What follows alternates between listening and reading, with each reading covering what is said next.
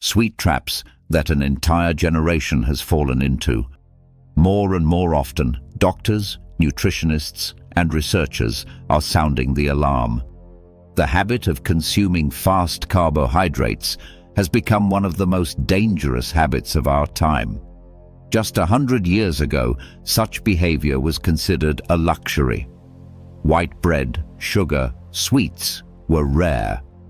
Today, they have become the norm, filling supermarket shelves, school cafeterias, office snacks, and even children's parties. What are fast carbohydrates? These are foods that are very quickly converted into glucose, sugar, in our bodies. Pastries, white rice, instant mashed potatoes, soda, candy, cereals, snacks. All of this, once inside the body, sharply raises blood sugar levels. It may seem like nothing serious.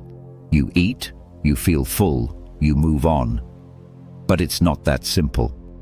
Every such spike in sugar sends a signal to the brain. This is happiness.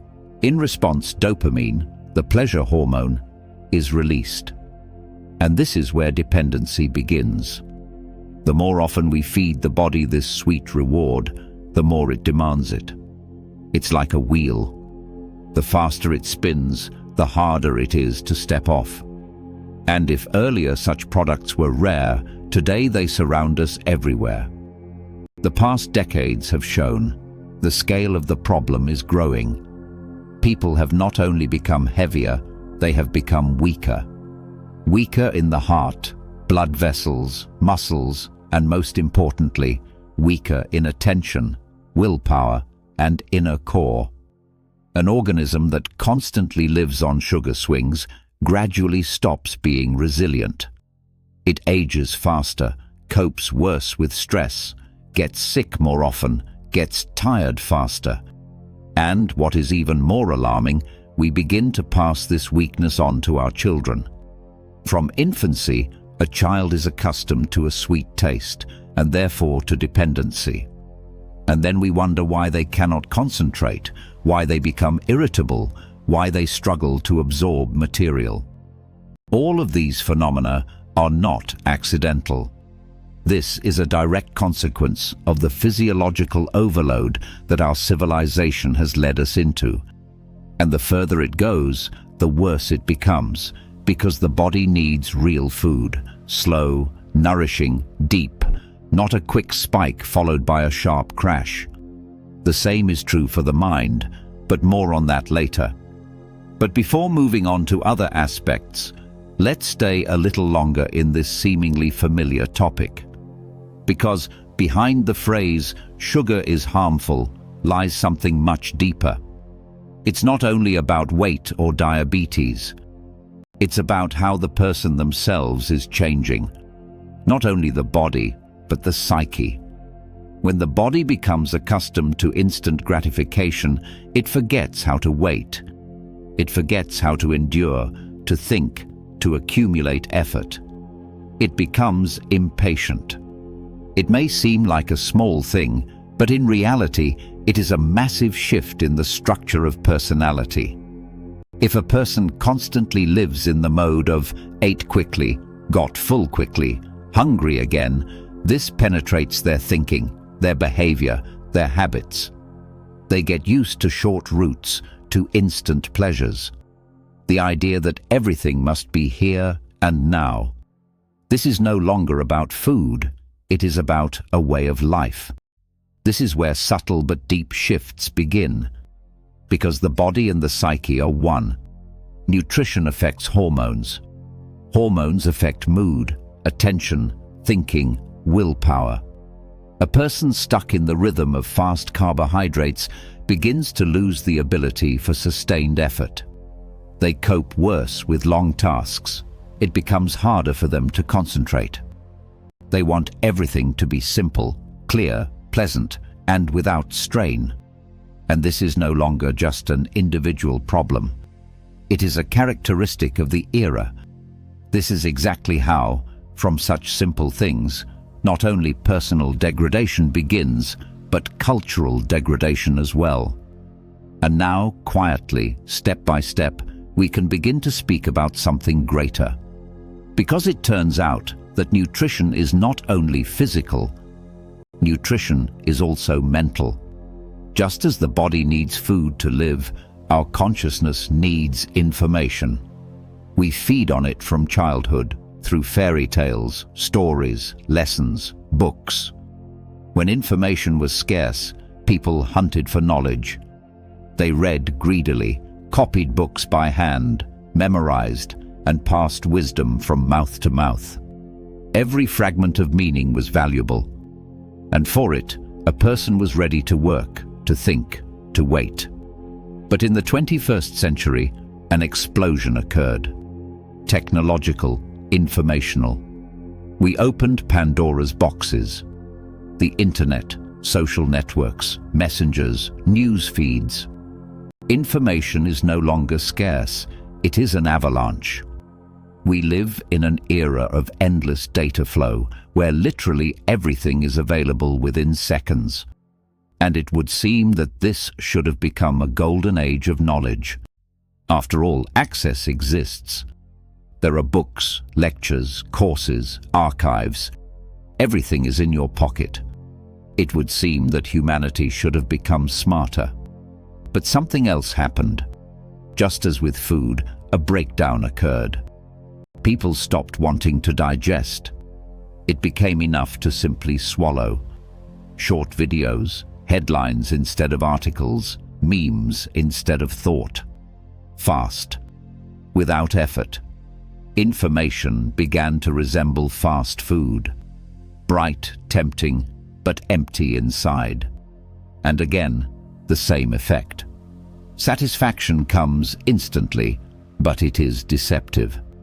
Consciousness does not grow. It does not strengthen. It does not learn to analyze, compare, question, draw conclusions. It simply gets used to the easy. Just as the body gets hooked on sugar, the mind gets hooked on informational sugar. And in the same way come lethargy, dependency, rapid fatigue, and the inability for deep work. And this is no longer just an individual issue. This is a global diagnosis of civilization. As humanity, we have begun to feed en masse on informational carbohydrates, bright, fast, empty. We have become lazier in thinking. Demand for form has displaced content. And this is becoming not just a cultural shift, but a threat to survival. Because without the ability to think deeply and consistently, there can be no science, no justice, no real progress. Which means this is not only about the diet of the body, it is about the diet of the mind, about what we feed ourselves every day. And here it becomes especially important to understand. Just as the body is destroyed by sweet but empty food, the mind is weakened by informational junk. This is not a metaphor. It is physiology. A brain overloaded with flashes of novelty, short messages, notifications, endless scrolling, stops forming long-term neural connections. Superficial consumption of information weakens memory, reduces concentration, and dulls the ability for analytical thinking. We have begun to forget what it is to read slowly, what it is to return to a complex thought, what it is not to understand immediately, but to want to understand. Because the brain, like a muscle, needs resistance, load, and fast food information makes us sluggish, overloaded, and restless. A paradox occurs. The more information, the less knowledge. The easier the access, the lower the value. We seem to know everything, but in reality, almost nothing. And this is already reflected in everything, in upbringing, education, culture of communication, even politics. It is becoming harder for people to perceive long texts, deep lectures, analytical articles. They want a conclusion, one line, a headline, a summary. But real thought, like real food, does not tolerate haste. It requires time, inner silence, effort. It must not just be heard, it must be lived through. If this disappears, thinking itself disappears. And along with it, disappears the ability to understand, to choose, to distinguish truth from falsehood. And then the doors open to far more dangerous things. This is where the most alarming part begins. When a person loses the habit of thinking, all that remains is the ability to react. They no longer construct meaning, they respond to signals. They do not analyze, they scroll. They do not make choices, they simply follow the path that was laid out for them. And this is exactly what those who want to control masses, consumers, voters need. People who do not ask unnecessary questions. People who do not read to the end. People who have lost the taste for complexity. Informational fast food creates the ideal citizen for a system where manageability matters more than independence. Such a person will not read a law carefully. They will not try to understand economics. They will not argue against injustice because they have neither the strength nor the habit nor the inner foundation. And here comes the bitter turning point. Everything that began as convenience, quick snacks, short news, light music, simple explanations, has turned into a mechanism for distracting from thinking. Entire generations are growing up without knowing how their state functions. They do not know how to critically evaluate political promises. They do not know their rights. They do not know how to unite for change. Not because they are stupid, but because their brains and consciousness have been fed not with meaning, but with flashes for years. That is why today's problem is not just about food and not just about gadgets. The problem is that humanity is approaching a dangerous threshold where convenience has become stronger than effort and bright illusion more convincing than deep truth. The way out is no longer only medical. It is political, educational, civilizational. Because if we do not reconsider what our consciousness is fed with, we will be fed lies. Beautiful, fast, sweet lies. And like sugar, it will taste good only at first. Then the crash will come, only not in the body, but in the very fabric of society. And that fabric is already beginning to crack. We see it everywhere. In aggression, in apathy, in polarization, in people's inability to hear one another. Everything is reduced to shouting, reaction, instant emotion. The world seems to live in bursts, one scandal, then another, then a protest, then a meme. But real thought requires silence. And real change requires maturity. And here lies the greatest threat. If humanity does not return to the habit of thinking, comparing, going deeper, it will begin to make decisions not with the mind, but with instincts. And that means those who are louder, those who are simpler, those who promise everything at once without effort. This has happened in history before, and more than once. It was in such periods when societies grew tired of thinking that dictators came, democracies collapsed, wars began. People who have lost critical thinking become extremely vulnerable to propaganda, fear, manipulation. You can impose any enemy on them, any simple solution, any single truth, because they no longer have a protective barrier in their mind. No inner filter developed through years of reading, reflection, debate, mistakes. And if nothing changes, this will lead to catastrophe not in the distant future, but within the coming decades. Because the current system, built on informational fast food, is raising not thinking individuals, but reactive consumers.